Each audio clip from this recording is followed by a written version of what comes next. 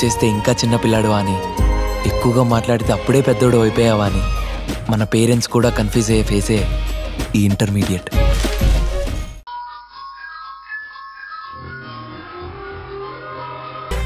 నాకు చీరలు గిఫ్ట్గా కొనిచ్చి మళ్ళీ నా దగ్గరే డబ్బులు అడుగుతావా?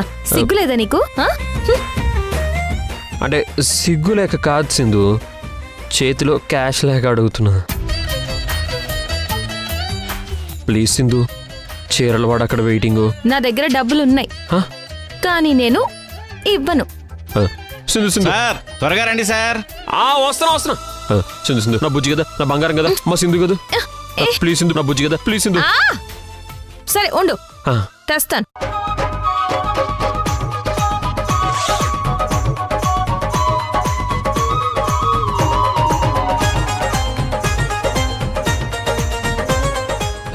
ఇదిగో తీసుకో. మంచి సింధు.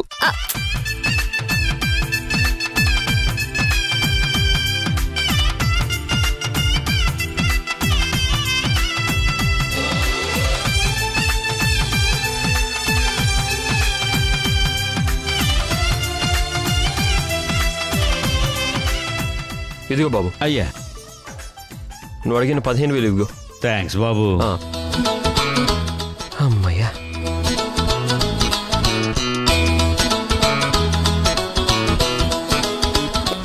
ఇదిగో బట్లబాయ్.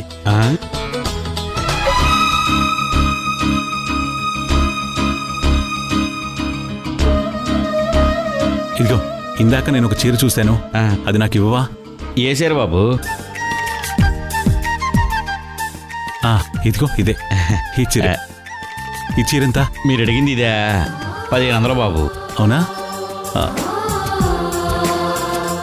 ఇదిగో తీసుకో.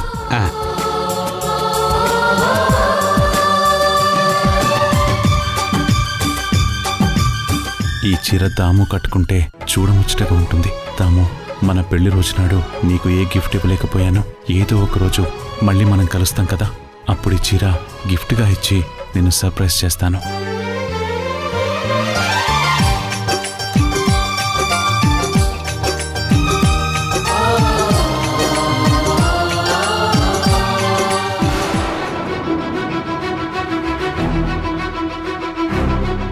చంద్ర, ఏంట్రా వెనకేదో దాస్తున్నావు? ఏముందా వెనక? అబ్బే, ఏం లేదమ్మా, ఏం లేదు, ఏం లేదు. చూడండి మావయ్య. ఏం లేదమ్మా, చూడనివ్వమని చెప్తున్నాను కదా. హాయ్, చీర చీర చాలా బాగుంది మావయ్య. ఎవరికోసం ఈ చీర? నాకోసమే కదా. వసే, నీకోసం ఎందుకు కొంటాడే? నేను వాడమ్మని కదా, నా కోసమే కొనుంటాడు. ఎరా చంద్ర, అంతే కదా?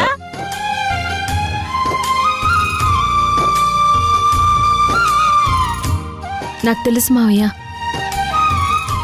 అత్తయ్య కోసమే కదా కొన్నారు.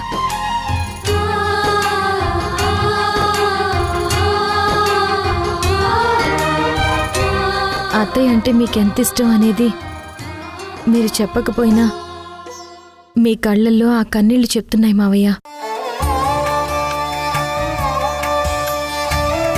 అత్తయ్య మీద మనసులో ఇంత ప్రేమను పెట్టుకుని ఎందుకు మావయ్య దూరంగా ఉంటున్నారు?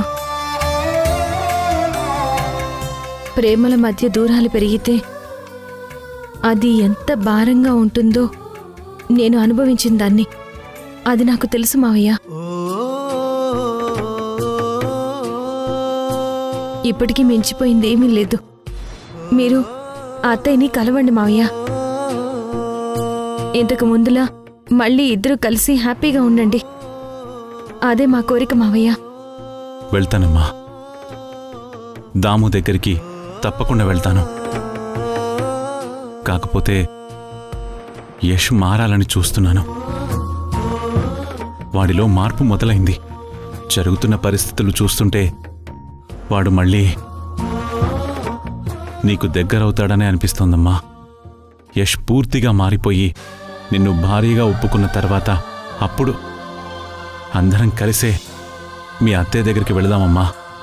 అక్కడే అందరం కలిసి ఉందాం, అంతే.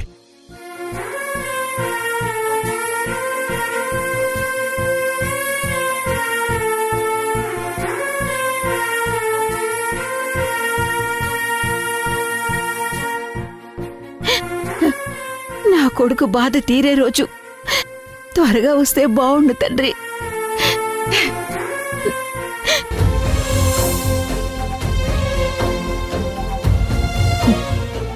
భగవంతుడా, అందరం కలిసి ఉండే రోజు కోసమే ఎదురు చూస్తున్నాను. మా మధ్య ఉన్న సమస్య పోయేలా నువ్వే చూడాలి తండ్రి.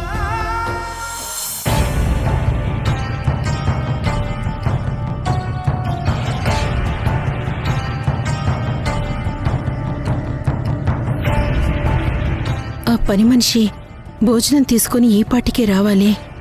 ఇంకా రాలేదేంటి? ఈరోజు ఎలాగైనా తనతో డీల్ మాట్లాడుకోవాలి. నా ఫోన్ సేఫ్గా ఉండేలా చూడాలి. పొరపాటున కూడా ఆ మధుకి అస్సలు దొరకకూడదు.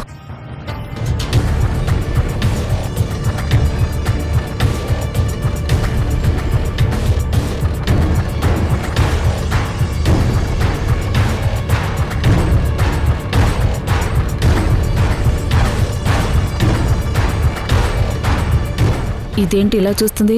తన ఫోన్ గురించేనా? ఆ ఫోన్ గురించి అడిగితే ఏం చెప్పాలి?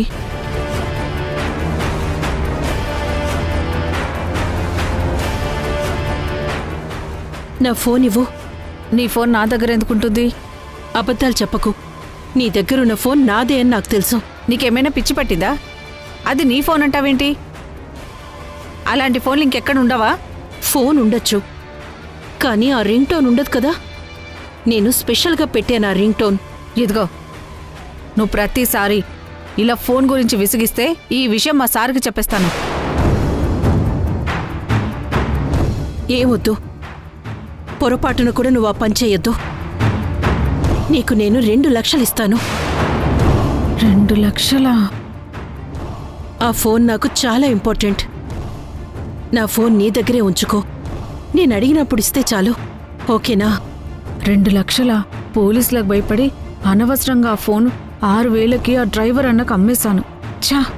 ఏంటి ఆలోచిస్తున్నావు? నిజంగా 2 లక్షలు ఇస్తావా? అంటే ఆ ఫోన్ నాదే అన్నమాట. నీ ఫోన్ నేనేం దొంగలించలేదు, నాకు దొరికింది అంతే. సరే, ఆ ఫోన్ మాత్రం ఎవ్వరికీ ఇవ్వకు. ఆ ఫోన్ నీ దగ్గరే ఉన్నట్టు ఎవ్వరికీ చెప్పకు. నీ దగ్గర జాగ్రత్తగా ఉంచు. ఛా! అనవసరంగా అమ్మేశానే. ఇప్పుడు ఈ విషయం చెప్తే 2 లక్షలు ఇవ్వదు. నా దగ్గరే ఫోన్ ఉందని చెప్తాను. అలాగే నీ ఫోన్ నా దగ్గరే జాగ్రత్తగా ఉంచుతాను. అన్నం పెట్టి వెళ్ళకుండా దాంతో ఏంటి ముచ్చట్లో? ఈ అమ్మాయి తిననని గొడవ చేస్తుంది. తినకపోతే చస్తావని నచ్చ చెప్తున్నాను అంతే. సరే, త్వరగా పెట్టేసేళ్ళు.